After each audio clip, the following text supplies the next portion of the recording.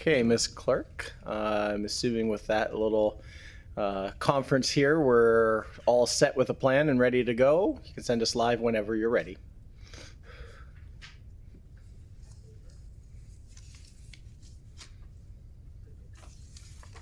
We're good? Okay, awesome. So I'll go ahead and call this meeting of the Transportation Standing Committee to order. I'll begin with the land acknowledgement. The Halifax Regional Municipality is located in Mi'kma'ki, the ancestral and traditional lands of the Mi'kmaq people. The municipality acknowledges the peace and friendship treaties signed in this territory and recognizes that we are all treaty people. So approval of the minutes from June 12th. Moved by Councillor Morris, second by Councillor Clary. All in favor? Aye. Those carry. Approval of the order of business additions and deletions. Ms. Clerk. Yes, there is one addition, and it is under 16.1, Councillor Cleary, Halifax Transit Bridge Closure Inquiry. Thank you, Ms. Clerk. You're all right with that, Councillor Cleary? Awesome. We had a little chat about that one upstairs. With nothing else, would someone like to move by Councillor Cleary? Someone wants to second? Second by Councillor Young. All those in favor? Aye. All right, we have an approved order of business. So business arising out of the minutes, we have none. We have no, well, I shouldn't presume. Does anyone have a conflict of interest to declare today? Seeing none. Motions of reconsideration, we have none. There are no motions of rescission. There's no deferred business. There are no tabled matter. Ms. Clerk, correspondence, petitions, and delegations. There are no correspondence or petitions from the clerk's office. Excellent. Does anyone have a petition that they are bringing forward today? Seeing none. So that brings us to our first item, 10.3.1. This would be Matt Stickland presentation on the traffic calming administrative order. Please come forward. I think you know the drill. Green means go for the mic, and you'll have 10 minutes.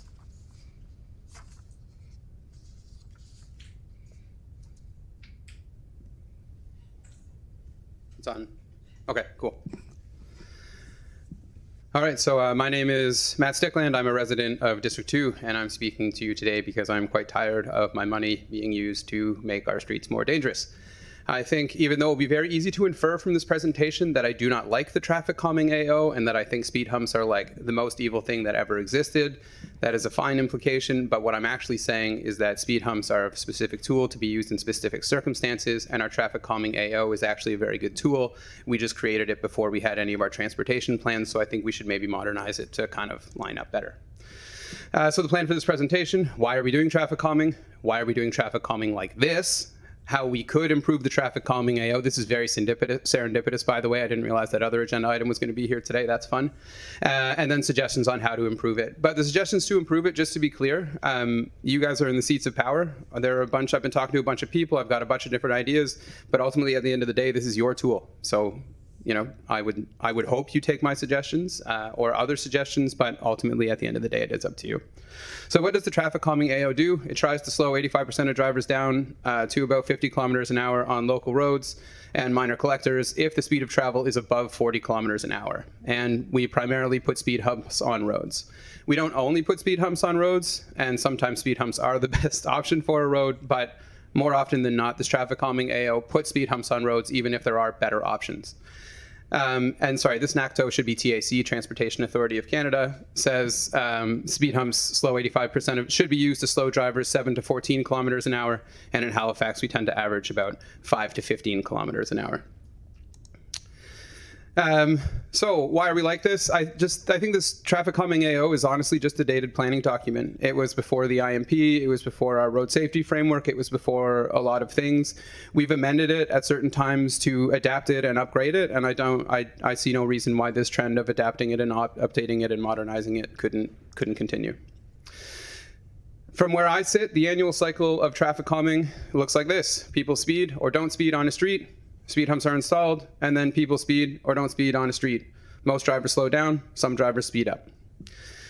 Oh, those are all ones, that's awkward. Anyways, At budget season, this happens almost every year. There's some debate about whether or not this happened last year, and I didn't have time to go confirm, but essentially, Public Works will come up here and say, hey, we're doing our traffic calming AO, and then someone on council will be like, cool, why are we doing it? It's like, well, because we have to. Oh, why do we have to? Well, because we have this AO. Could we do better things? Well, maybe, but we have to follow this AO. How would we change it? Well, we'd have to change the AO. And then we don't do anything, and then next budget season, we have the same conversation. How the AO actually works is quite confusing. How I read the plan and how it actually is implemented are two different things. I still can't quite get to the bottom of this. I suspect this is an issue of how I use language being different than how language is used in a report. For example, it seems to be that when staff come up with a plan, a design is considered a plan, whereas for me, a design is the end result of a plan. You design something after you plan for something. So I don't quite know how this works. It's quite confusing. As far as I can tell, or at least from where I sit, Clause 21 is not really being followed all that well and probably could be followed a little bit better. And then once we go through this cycle every year, we start it again. It's fun.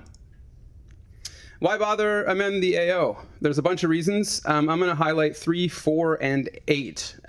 3 is to stop undermining your spending.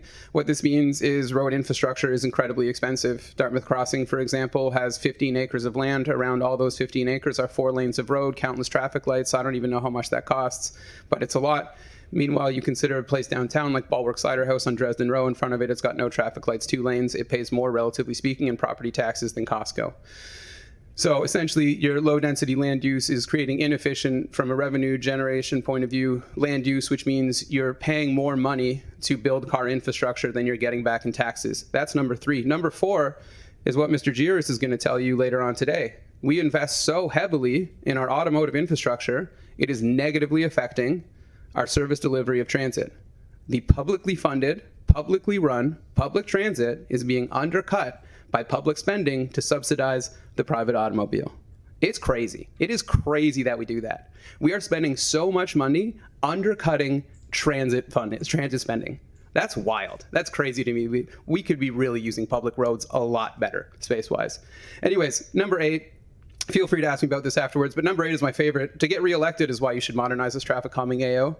The Barcelona superblocks are probably my most famous example of this. City Council of Barcelona thought they were approving like a study, a couple students to go do a study, and the students thought they were being approved for a pilot, so council approved it. The next day, skids, tires were blocking traffic, and people were like, this sucks.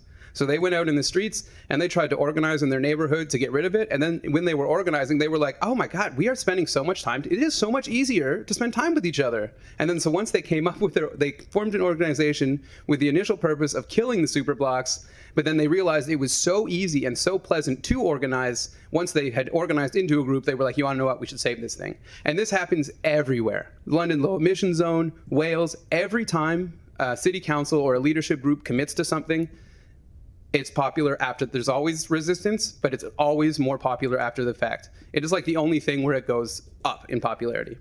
Why keep the AO? It's safer for 85% of the drivers sometimes. Making roads safer will delay drivers. And we've always done it this way from 2016. This is a big point of contention in our planning. We try to plan our automotive network to reduce delays. Reducing delays is accommodating car traffic, which encourages car traffic. And if you get more car traffic, you get more people who are doing a dangerous activity. You get more people doing a dangerous activity. You get more negative outcomes. That's why Halifax, like the rest of Canada, is trending upwards in year-over-year road fatalities. We are going to eclipse 14, I think, this year. And 14 was the number of annual road deaths that was too much. So much, in fact, we had a road safety strategy. I think we're already above 14 this year. Another reason you should consider doing this, and I think the solicitor might hit the panic button as soon as I do this, but essentially municipal duty of care has expanded. The Nelson versus Marchi decision essentially lays out an expanded duty of care for municipal liability, which essentially says if you can do something to make it safer and it's not going to cost you much money and it's city policy not to make it safer, then you need to make it safer. Because this is always how we've done things is not a good reason to make things more dangerous. And I think too, if we're talking about, say, removing traffic calming hypothetically on Colby Village Drive, I don't know why I picked that example, but let's just say for the past 10 years, ever since the traffic islands have been installed, the speed on the street has gone down consistently year over year, except for 2020 where there was no traffic on the road. So obviously with no traffic, everyone just drives like nuts. Anyways, if you were to remove the traffic calming from Colby Village Drive, it is a collector, which means folks like me use it on days like today to ride my bike to the hospital, even though I don't live on Colby Village Drive. So if the people on Colby Village Drive can put forward a petition to spend city money to make roads more dangerous, even though it will make it more dangerous for people like me who don't live on Colby Village Drive, I think that's a pretty big issue. And on top of that, going back as far as 2013, city documents say that like even local roads are for everyone's benefit. We can't, like, they are on the general rate because they're used by everyone. And if you allow a group of residents to take traffic calming off of their street, then what you're saying is, okay, that's their street. And then that street doesn't need to be paid for at the general rate anymore. So, I mean, if you do that, that'd be cool, because we would definitely decrease our expenses in that way. Anyways, municipal duty of care has expanded, and I think it's a liability that we're currently kind of ignoring or underplaying or really not really considering. But I think our traffic calming AO kind of sets us up for failure in this regard. Why fix it instead of scrap it? It's a dedicated funded annual process to improve our roads. It was a good political decision in 2016 for the same reason it was a good political decision to update it, and for the same reason I think it's a good political decision to update it today. Driving is dangerous. People don't like the danger. We want it to be safer. We want our money to be spent making our roads safer. We just want it, to be spent making it safer for everyone, not just 85% of the dangerous road users. So my suggestion is that we amend Clause 21 to say something like this. Again, you are in the seats of power, but I think that our traffic calming AO should consider more than just speed humps more reliably in more places. Mount Edward Road is my favorite example of this. We put speed cushions on there. Speed cushions are the ones that are like individual things to make it easier for large vehicles to get through. Fire trucks, buses, ambulances, those are good. Modern pickup trucks, that's bad. But not only that, but speed cushions also encourage people to hit the gaps, which is also where cyclists go. So we put speed cushions on there to make emergency vehicles faster. Awesome. But it also makes modern truck faster and creates points of conflict for me. This is another suggestion from your report, so I'm not going to go into this. Streets hierarchy, I think I a long time have railed against it, but a street hierarchy has existed for basically as long as we've had logistics, and I really think we should just update it. Why are they collectors? Couldn't they be connectors instead? Could they be bike priorities? Could arterials be bus priorities? You know, like, how we use our roads, I hate this 10-minute time limit. But anyways, how we use our roads could be updated, I think, and updating this document is an easy way to do it. Okay, thank you for the presentation. There is a question clarification. Councillor Morris. Thank you, Chair, and thank you, Matt, for the presentation. If we could only make one amendment to the AO, what do you think we should do? If you were going to do one to make it as broad as possible and really kind of like ideally activate the expertise of the people, you know, who design roads for a living behind me, I would say prepare an evidence-based traffic calming plan, get rid of the middle bit, but align with your priorities and try to determine how to reduce the danger of car traffic. Like make it explicit the goal of the AO is to reduce the danger of car traffic. Very good. Thank you. Thank you, Councillor. Thank you, Mr. Stickland, for the presentation. So moving along, our next item is public participation. Ms. Clerk, I gather we have someone joining us on Zoom today. So the clerk's office has reached out to the registered speaker. They are not currently in the in Zoom, but if you want to check if there's anybody in the gallery, we can Sure, kind of I think we do have one presenter from the gallery, so maybe we'll go to the gallery and then we'll try one final time on Zoom, and if not, we'll reschedule her. Thank you. Just name and community for the record. Although, Mr. May, I think we all know who you are. Earlier Street, which is part of the bike network. I wonder if the clerk could put this image up for you all to see. Thank you. You can keep it for the record.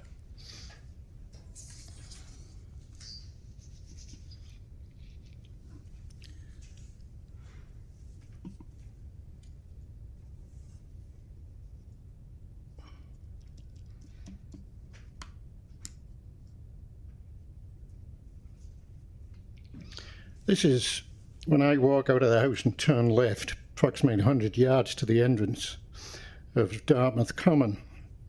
And that's the Anglican section. That's on the bike, that's on the multi-use pathway.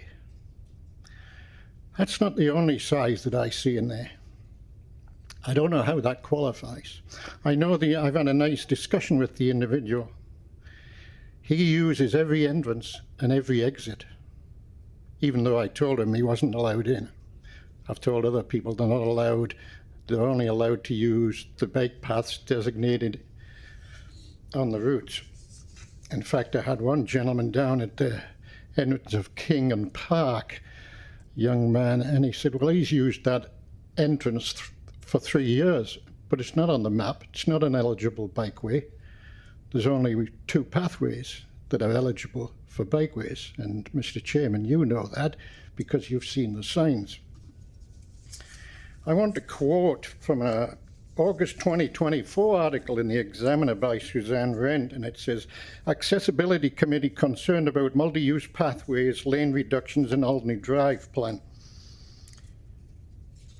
So on page 3, committee member Glenn Babcock, who said he uses a bicycle for leisure, and if the municipality wants to encourage people to bike for commuting, then it should be best to not use multi-use pathways in the area. Quote, Mr. Babcock said, those bike riders often have a destination in mind, and they want to go faster, and they don't want to meander their way around pedestrians. If we really want people to use bicycles as a way of getting around in the city and not just for leisure, I think the separation between walkways and bike lanes is a good idea. That's a cyclist. Now you've heard, Mr. Chairman, you've personally heard from me for at least 7 to 8 years, and absolutely nothing has been done about the threat to pedestrians in there, in that parkway. And now it's a threat, even more so, to students in there.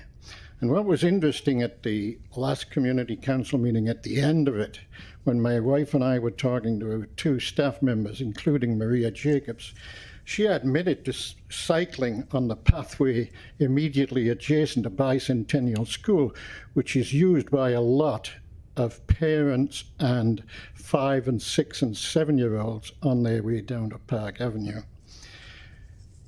I have a whole lot of other pictures, but I'm not going to show them to you because, quite frankly, I think it's a waste of time. I don't get any reaction. I don't have anybody express any concern about it.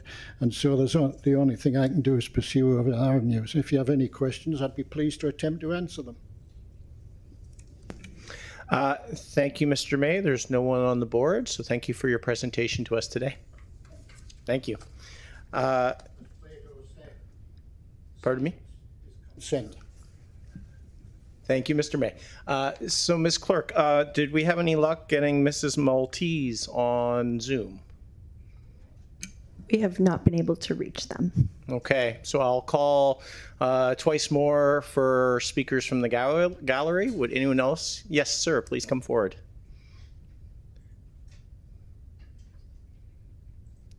Just state your name and community for our record, please, and then you'll have 5 minutes. Good afternoon. My name is Jordy Mott. I am a resident of District 8 and a tourism business owner. And this might sound a little odd for the committee, but I'm actually here to thank you for your unanimous decision last month to look at requesting a staff report on the potential amendments to bylaw T1000 at your last meeting. In particular, Councillor Kent, Councillor Hensby for introducing and seconding the motion, Councillor White for having met me about this topic back in July, and Councillor Hinch as well. And in this, we're asking council and staff to create a new category for the tourism industry that allows licensed operators to use passenger vehicles with 8 seats or less within HRM. So for me as a tourism operator, I have to have a 9-passenger vehicle or greater number of passengers to showcase downtown Halifax, whereas an Uber driver does not have to have the same requirement. They could use a hybrid minivan or a smaller vehicle to showcase the city or transport their guests throughout HRM. So for example, right now, if I collect a family of 4 from, say, the Mirror Hotel, and we take off in a hybrid minivan out to Peggy's Cove, I cannot legally return them directly back to the Muir Hotel. I would have to take them to Hubbard's or outside of HRM's boundaries before returning those guests back into downtown. Whereas Casino Taxi or an Uber doesn't have to do that. They can just go to Peggy's Cove and back. And that's the easiest example. Obviously, if I was doing something else on the Eastern Shore, it's going to be really difficult to get outside of HRM's boundaries and back downtown with those guests. So for ourselves, myself as a tourism operator, many other operators, as well as tie-ins have an interest in this. Discover Halifax have expressed their support. Even my own motor carrier inspector with the province is tired of having to regulate and check in on tourism operators, making sure they've crossed the boundaries before coming back into HRM. And I feel especially, that a new category would help solve this and bring some real benefits, which would be encouraging more fuel-efficient vehicles that are smaller, hybrids, and minivans throughout the city for tourism operators to use. It would reduce congestion because these larger buses, larger vehicles, trying to turn left on Lower Water Street or trying to turn somewhere else in the midst of traffic, they're not going to cause a big lineup of cars waiting behind them as they do that. So it's going to help reduce congestion.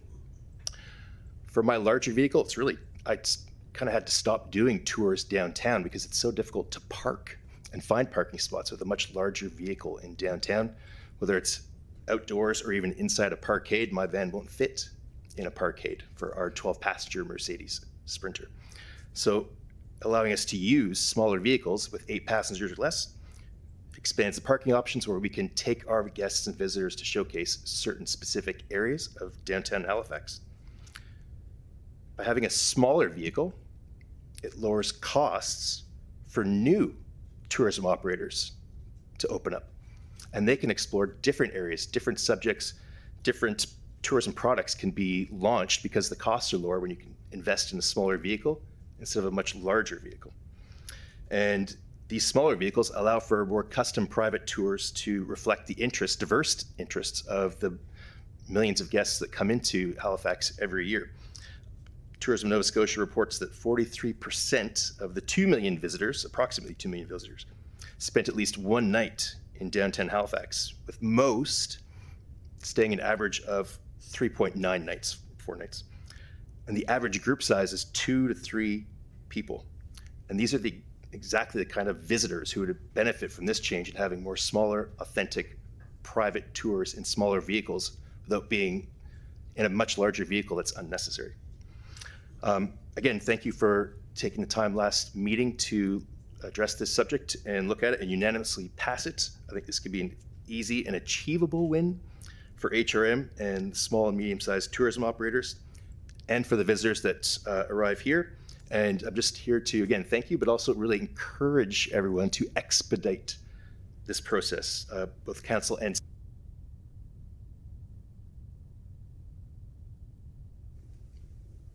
that's it. Okay, thank you. Councillor White, you're good? You were on the board there. Okay. Yeah, there's a question and clarification from Councillor White. Yes. So my question is your ask just to ask us to go as fast as possible, or you think there's something missing from the motion that went in? Because from my conversations with Councillor Kent, we thought it was all in there. It's fine. It's more about getting it done quick. Okay. So putting pressure on staff to have the report come back quickly in time to make some changes or amendments before the busy season starts next year in June. Gotcha. Thank you very much. Okay, thank you for coming in and sharing today. So I'll call again. Is there anyone else who would like to speak to us today? Anybody else wish to speak to us today? Third and final call. Anyone else wish to speak to us today? Okay, that concludes public participation. So information items brought forward, we have none. This brings us to our first staff report, 13.1.1. This is amendments to the traffic calming administrative order. I think this would be Councillor Purdy's.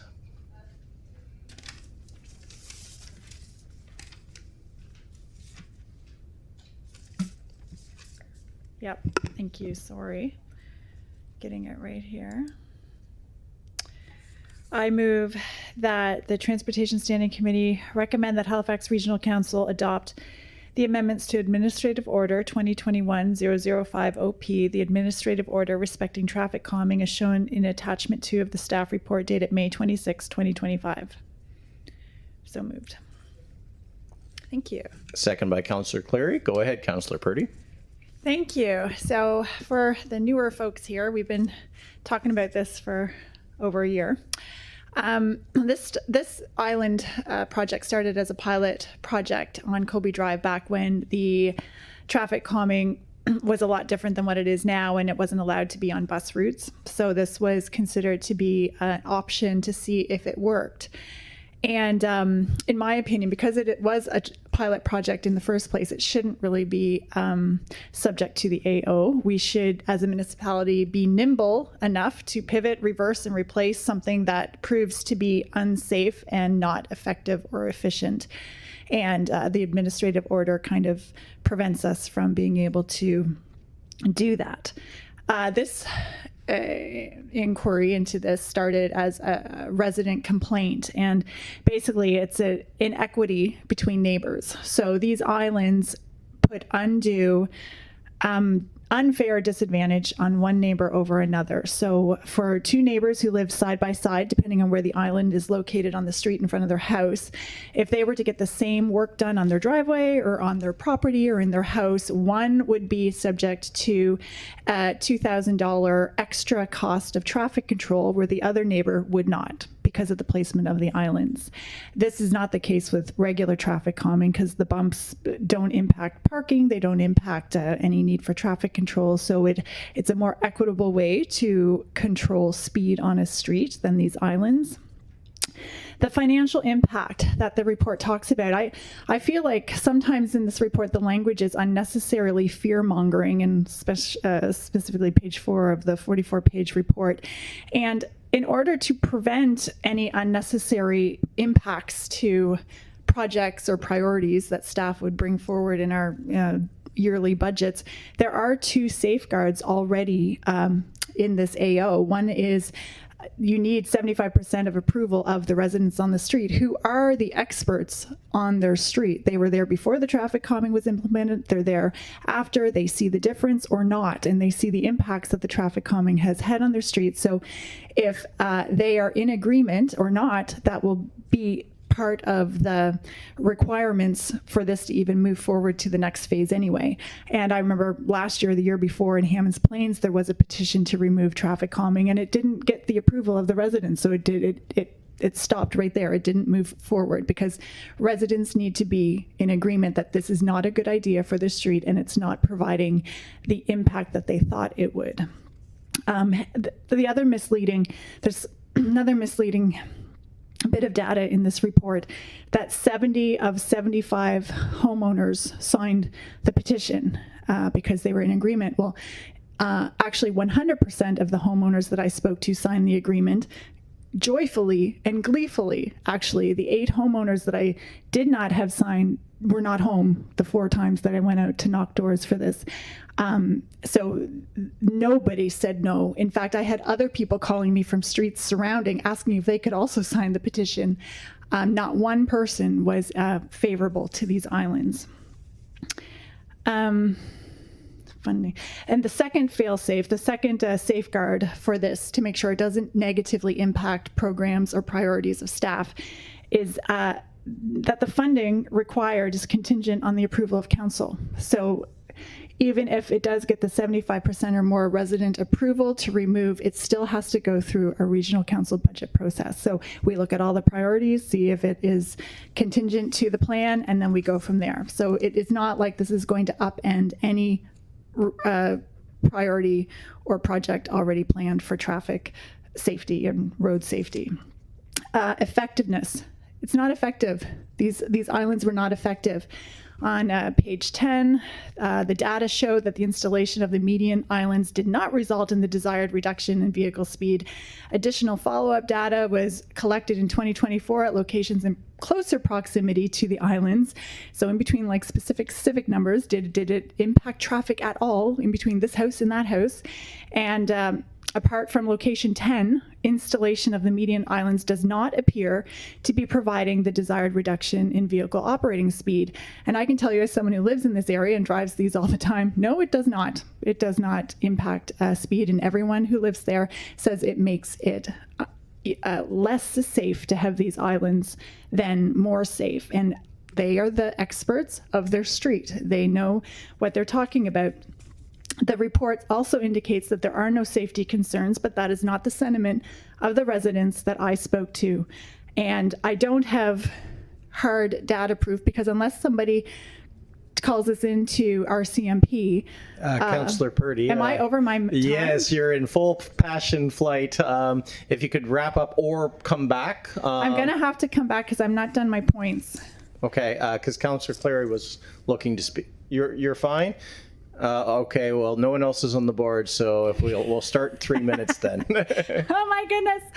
So residents are the experts. Here's some of the anecdotal safety concerns, and unless these residents are chronic liars, I believe what they're telling me. And there was an accident that happened last year, and we did submit the pictures because it was a car that had clipped, their tires clipped the concrete barrier of this island and landed in front of the resident's house, and they sent the pictures in, so they were part of our public correspondence there, just to show that there are accidents that are caused by these and by drivers who are not going over the speed limit. We have islands because the islands are in the center of the street.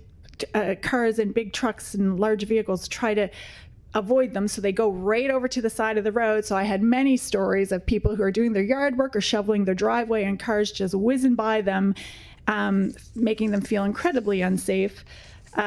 We have a resident told me about their neighbor and just how painful it was to see the chronically ill neighbor, and the ambulance has no problem getting into the driveway, but in order to back out of the driveway with the position of the island, very difficult. So when you're in an emergency situation, you don't want to be like trying to maneuver in and out, trying to get out when the island is causing a barrier to getting out of your driveway quickly and safely. And snow removal. We have residents out there removing the snow because it is very difficult for, at least for our contractors, to remove the snow of those islands, leaving behind messes and ice, and just people take it on their own to do that. And also just hearing the anecdotal stories of operators complaining to residents who are out there, operators of these snow plows, going, what the heck is this? Why? So we had some options provided to add speed tables in between the islands, and our residents do want speed. They don't want these removed to have nothing in its place. They want to actually have something that will calm the traffic for this, because that was the whole point of this pilot project in the first place. So now that we've improved our tables, and the rest of Colby Drive has also had the implementation of speed tables, which has done what it's supposed to do and reduce the speed, and I don't get any complaints of speeding vehicles on Colby Drive in that area anymore. So these people want equitable traffic calming that is not going to disadvantage one neighbor over another, that's actually going to work and be effective. And so we need to amend this AO in order to go to the next step. And this goes to regional council, but this is just the next step. It still needs to be approved in a budget, and we need to have the opportunity to pivot on projects that are not working for the street. And if we don't amend this AO, we won't have that ability. So I hope that you will support this. Thank you. Thank you, Councillor. 8 minutes almost on the nose there. There's no one else on the board. If you would like to call the question. Question has been called. All those in favor? All those opposed? So that carries. Next up would be, oh no, she's back now. Would be the transit KPIs, which I think Patricia from Transit will be presenting that. Patricia Hughes. Chair, we need to put the motion on the floor and vote before we have the presentation. Yes, that's instead of doing the silly thing about approving a presentation after the fact. Councillor Clary. Thank you, Mr. Chair. I move that the Transportation Standing Committee receive the staff report dated July 8, 2025 for information and receive a presentation. Second by Councillor Morris. All those in favor? Aye. All those opposed? That carries. So now it would be over to you, Patricia. Thank you. Patricia Hughes, I'm the Director of Planning and Customer Engagement. Happy to be here from Halifax Transit today to present the fourth quarter KPI report. Just to note as well, where this is the fourth quarter, we also bring forward the annual year-end performance metrics as part of this report.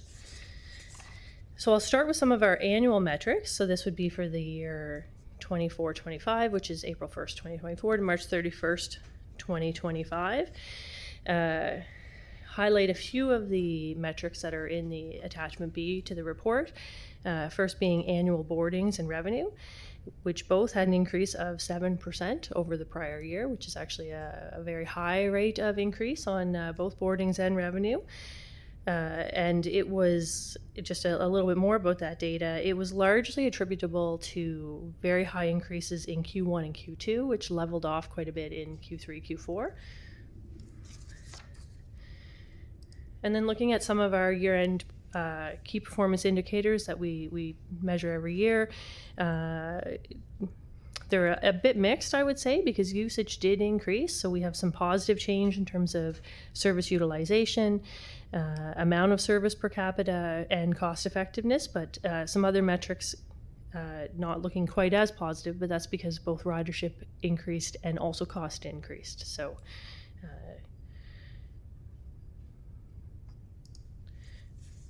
those are I think the main ones from the annual report that don't appear quarterly in the same way. So moving into the quarterly report, which is Q4, which for us is January, February, and March of 2025.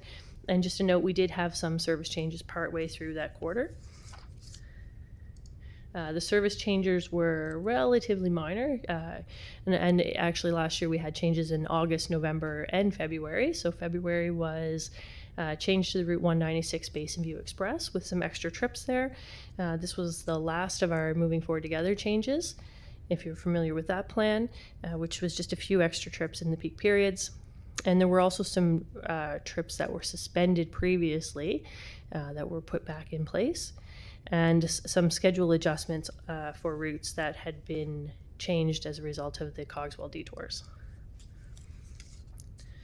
So in the fourth quarter, boardings increased by 3% and revenue increased by 1.5%.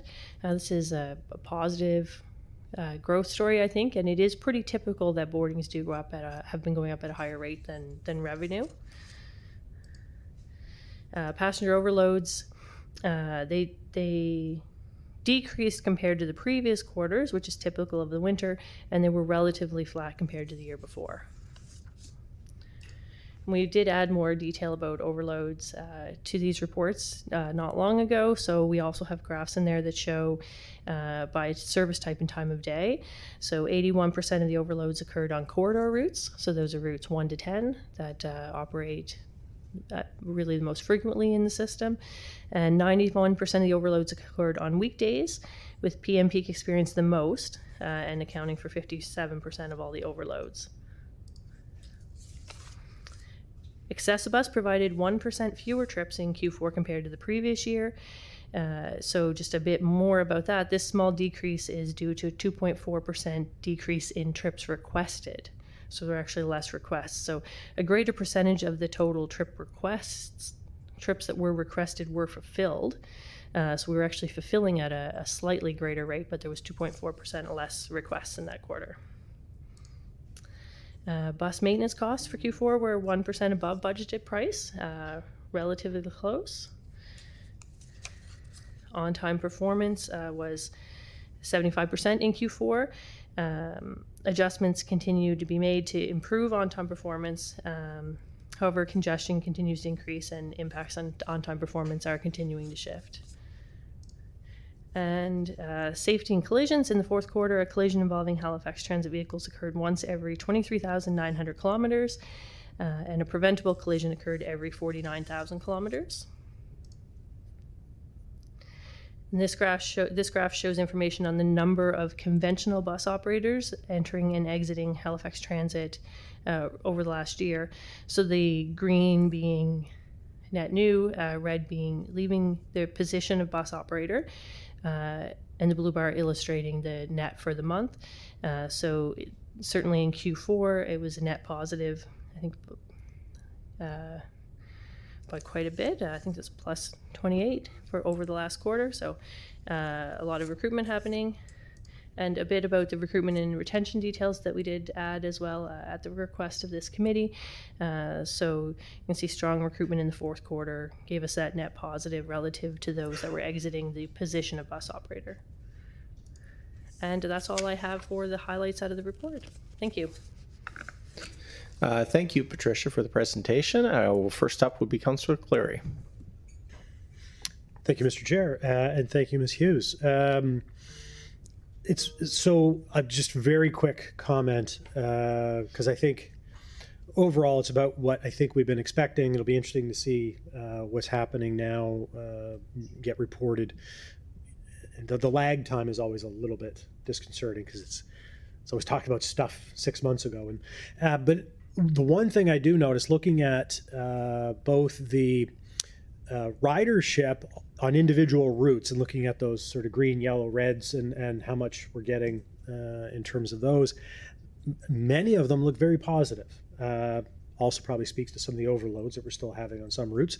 But the one thing that I keep being blown away at, and I'd love to know eventually, maybe through surveys or focus groups or other things that we do with riders, we're still increasing, which is great. And I love to see those increases in ridership. But the ridership continues to increase proportionately on Saturdays and Sundays, greater than weekdays.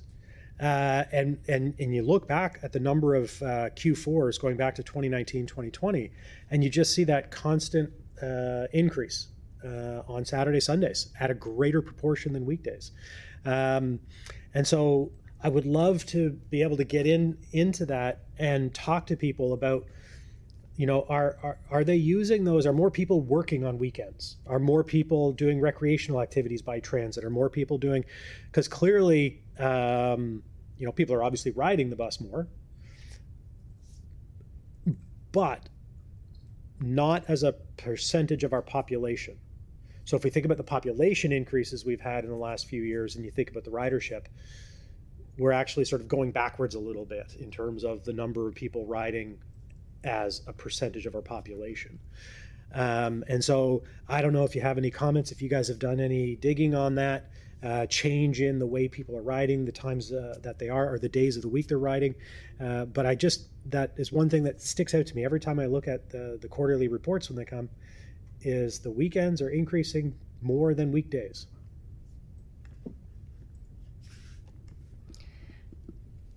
Thank you. I do have a comment on that, and I think that the councillor has given me an opportunity to plug the core service plan engagement, which launched this week. So if you don't know, there's a survey on Shape Your City that we greatly encourage everyone to fill out. But one of the interesting things on Shape Your City as well, if those are interested, want to check it out, is there's a packet of information, a PDF around level of service.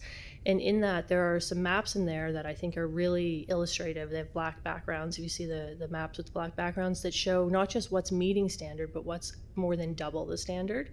And those maps are very clear that on weekends, it's not that we're meeting our ridership goals, it's that we're doubling. And I've seen some of that where we're at triple what we've said was the ridership guideline on weekends. So certainly we are noticing that. And also in that survey, we are asking people which bus routes need more trips and when. And even of those that we're proposing, quite a bit of it is weekend. So we are hoping through those questions, and we'll be out talking to people at terminals and we'll be on buses, that we can try to understand that question better. And if people are asking for more weekend service, we want them to fill out why and where you're going and what's your destination, because we're definitely seeing those larger jumps. We had huge jumps, just coming out of COVID, but we do continue to increase on weekends significantly. The other question I have, and thank you for that, is around ridership increasing, but revenue not increasing as much. So I have to assume that's because people are riding it for free, or more people with passes riding more often.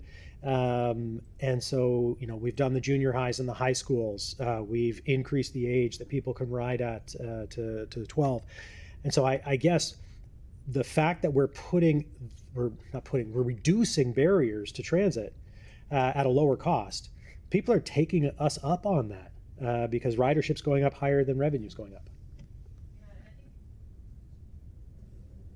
Yeah, if I could comment on that as well, there's a few things there as well that where sometimes people that already have a monthly pass are using it more often, which is great, and sometimes there's new programs offered that, you know, the revenue is not quite the same. The other factor to consider for us and for other cities can be transfers and the number of transfers required. And so we did, through network redesign, create some areas where we know there's more transfers happening, but we didn't in the last year. So when we see those, like the transfers are probably not a significant impact in the last year, but it is, I'd say, not just a Halifax phenomenon, and it really stood out coming out of COVID when other cities were watching their ridership rebound. Everybody's ridership was rebounding at about 10 or 15% a higher rate than their revenue was. So I feel like there is, you know, it isn't a direct one-to-one that we've seen. So it is fairly typical to have them have it lag, I guess. Thank you. Thank you, Councillor. So next up, we have Councillor Morris. Thank you, Chair, and thank you, Patricia, for the report. This is a more important one, I guess, for the committee because it sums up everything that we've seen for the year.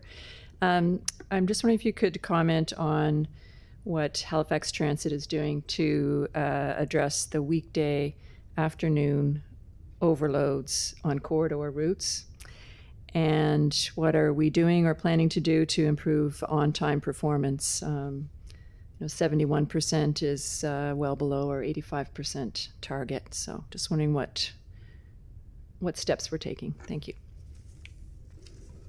Sure. I'll start with the first one, the weekday overloads on particularly on corridor routes.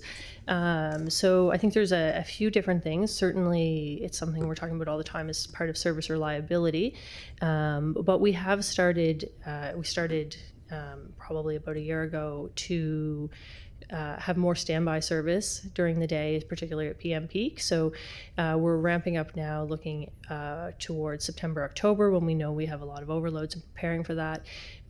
Last September, October, we did provide 1,000 extra trips, kind of over and above the schedule. So that was where, if you recall, now I'm going to mix all my years up, but not in this current fiscal, but last fiscal, we had budgeted for extra hours and extra, you know, so that kind of standby, more reactive service.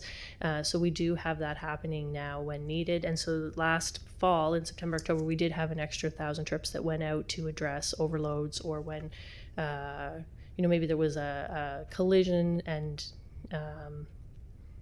so there was lateness that was impacting service. So we had been supplementing quite a bit through the fall and continue to do that, and we are seeing a difference from that for sure. So we're now looking towards, you know, this fall and what's needed and where. So we have more resources available, I think, to address those kind of as they happen. And then for this fiscal as well, we are looking at in this budget year, there was some additional buses that were due to be retired. We're holding back, so they're not, you know, so how are we using those most effectively? So it's something that we are constantly working towards trying to improve, and very front of mind right now, because the fall is typically one of the most challenging time of the year. On-time performance, I would say, is overloads. I think, you know, transit can be aware of exactly where they're happening and have the resources to address the key ones. On-time performance is a bit more challenging. We are, in our business plan this year, there was an action to do a service reliability analysis, so we're trying to do that now and see, and I think part of it though is looking at root causes and where we're getting late and how and what are the impacts. And the answer I will always give is that the ultimate solution is the transit priority measures to remove congestion, right?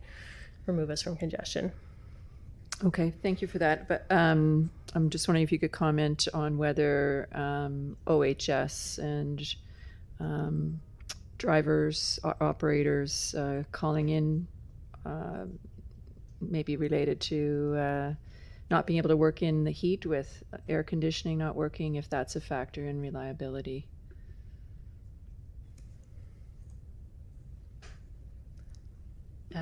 I don't think that at this time that has been a factor directly in our on-time performance or reliability. I think that if there were any issues with particular trips not being able to continue for any reason, there are some standbys available.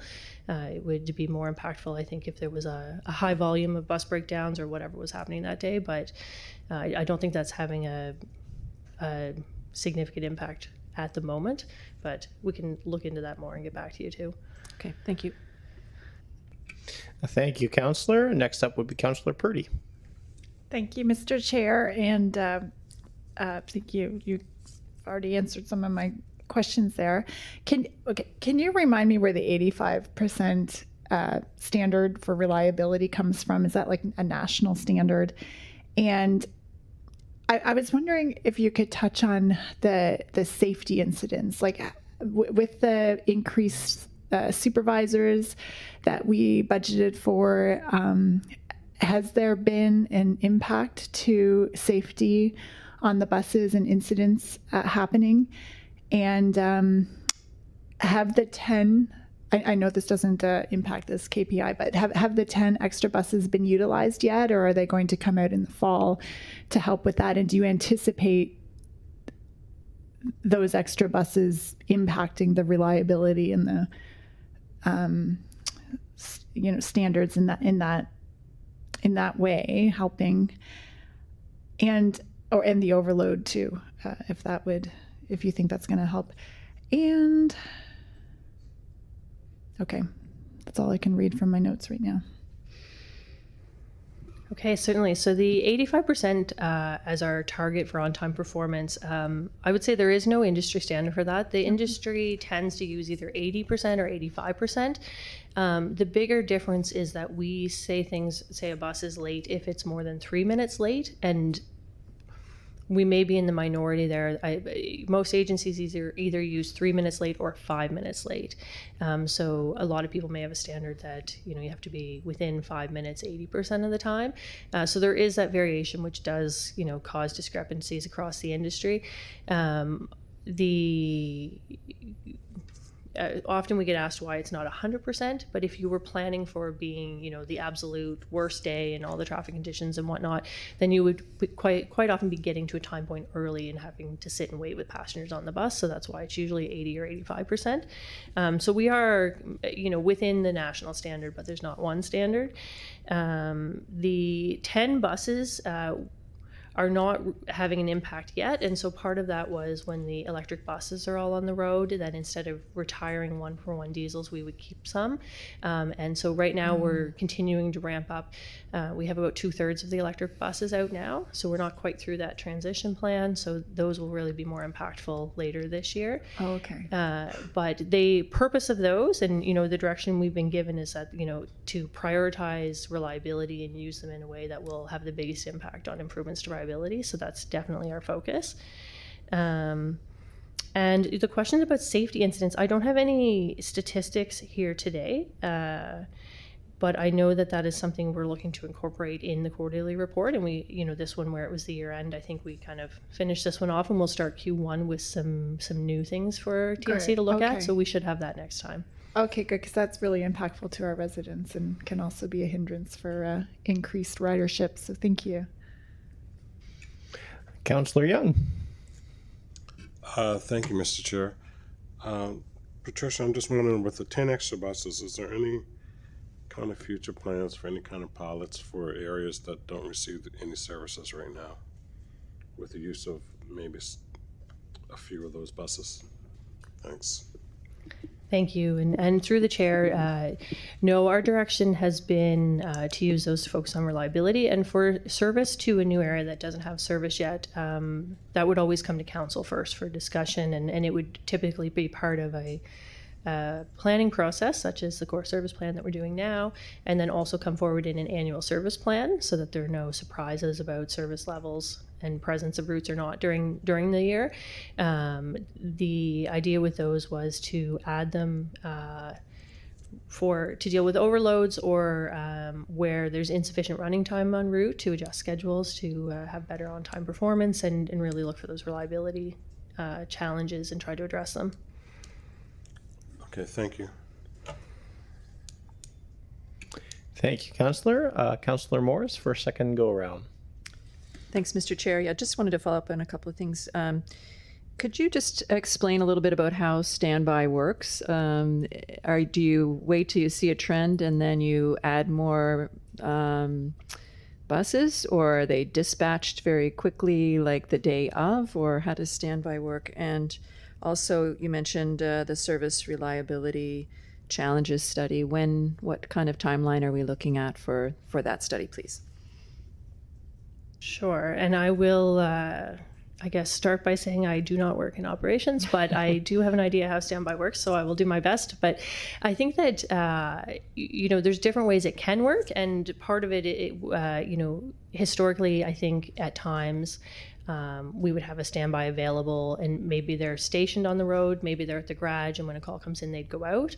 What we've changed over the last year has been looking for the trends and the problems in advance and then having them available. So we actually have reviewed the areas where we know there are consistent challenges and have prepared in advance kind of a list and have that work ready to go for certain operators. So we often have, for example, we may know that we typically need an extra bus on the Route 4 at a certain time of day, and we have one ready, and it is prepared in advance to go out, and then if we don't need it that day, we pull it back. So we're doing that a lot differently than we used to do by having, pre-prepared, and I keep putting my hand up because I'm thinking a paddle card, which an operator has, so we already have, the directions on where to go and do a trip here and then do a trip there in advance so that they can do that more proactively. Sorry, did I miss the second question there? Oh, you had mentioned the service reliability challenges study, and I was looking for the timeline.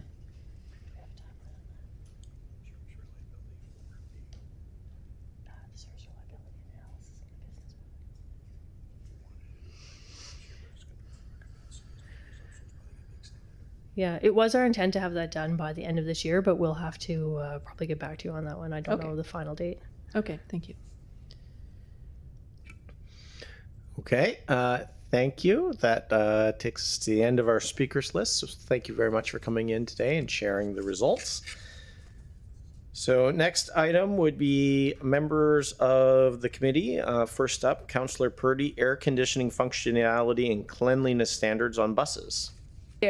I move that the Transportation Standing Committee request a staff report from Halifax Transit providing an update on the functionality of air conditioning systems and the cleanliness of buses, including the number of buses currently in service with fully functioning air conditioning systems, average turnaround time for air conditioning repairs, including how long buses remain in service without functioning air conditioning, information on whether windows can be opened on all buses and if riders are permitted to do so when needed, and cleaning protocols for buses, including the frequency of cleaning and whether nightly inspections checks are conducted for dirt, grime, garbage, and overall sanitation.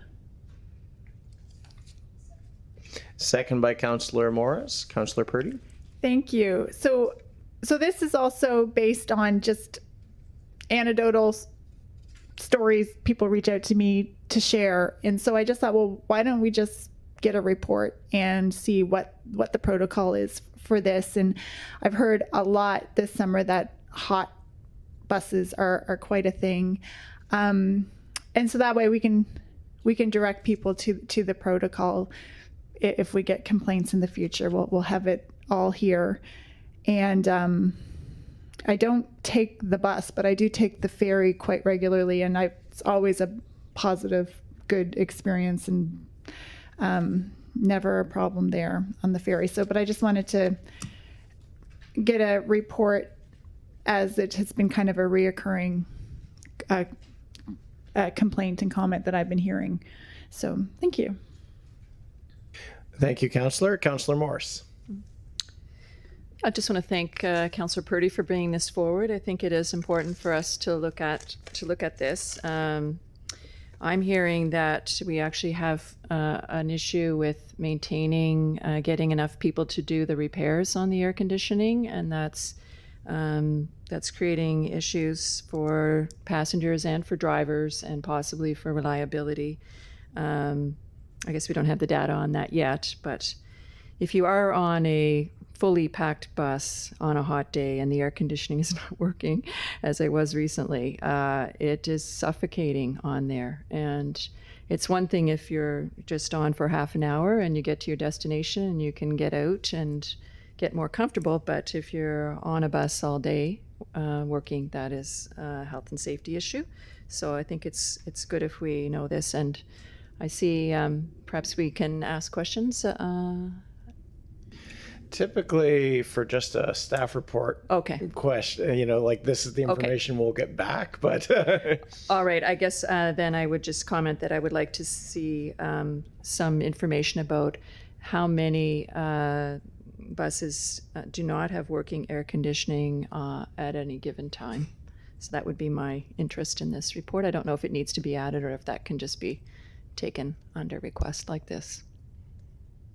I see some nods from all around the staff portion Okay. of the room, so All I right. think we're probably all We're right good? on that. Okay. Thank you very much. Thanks. Okay, seeing no one else on the board, question has been called. All in favor? All opposed? That carries. Okay, next, motions none. We have no in camera. That brings us to our last thing, which is the added item 16.1, Councillor Cleary, Halifax Transit Bridge Closure Inquiry. Inquiry? Inquiry sounds scary in government terms. Thank you, Mr. Chair. And this originates with Councillor White, who I'm hoping will speak to this. So I'll just put it on the floor and maybe follow up after she does. I move that the Transportation Standing Committee direct the Chief Administrative Officer to provide a staff report outlining the requirements and expected impacts of eliminating transit fares for ferry rides and bus trips crossing the Macdonald Bridge when pedestrian and cycling facilities on the Macdonald Bridge are made unavailable for the public for transit users who normally rely on those active transportation facilities, including anticipated costs, logistical concerns, and any necessary legislative changes. Second by Councillor Morris. Councillor Cleary. Like I say, I'll follow up. I'd like to hear from Councillor White on this. Okay, I'd say the floor has been kicked over to you, Councillor White. Thank you, Councillor Cleary, and especially I had this worked on this in April, and despite all that, I was still late and didn't get this in on the right procedure. So thank you for taking it as an added item. So yeah, this is resulting from a day in April I noticed on social media and heard from a few people when the biking and walking facilities were closed on the bridge, and tickets were being given out for free transit, but they were at the bridge. So the bridge is closed and you can't use it, but you had to come to the bridge to get your ticket. So that's the disconnect I'm seeing. And having some conversations with staff about this, I learned that that was a proactive move by Halifax Harbour Bridges, independent from Halifax Transit, so there wasn't communication there. So what I'm looking for is some better communication there and investigation, of course, to see if that could just be a policy that people that normally use the bridge, we celebrate that they do that. We respect that they do that because it helps society the way they're trying to get around by offering free transit. I recognize that would be potentially challenging to see who normally is taking the bridge and who's just a regular transit rider. So staff have indicated that's fine with this motion. They could take a look to see if this would apply to everyone or to no one, depending on the challenges. What else was I going to say? Just remembering from when we had the big lift, a shuttle bus was going, and I also recall, like, if you showed up with your bike at the ferry terminal, that was kind of your ticket. So those are, I'm not suggesting a shuttle bus, but maybe just easier ways that people could use transit when this is closed, because there's really no other way around. Thank you. Thank you, Councillor. Seeing no one else on the board. Question has been called. All those in favor? All those opposed? That carries. So that takes us to notices of motion. Does anyone have any notices of motion? Just seeing shaking heads. So the date of our next meeting will be September 25th. So I would take a motion to adjourn. We moved by Councillor Purdy. We are adjourned.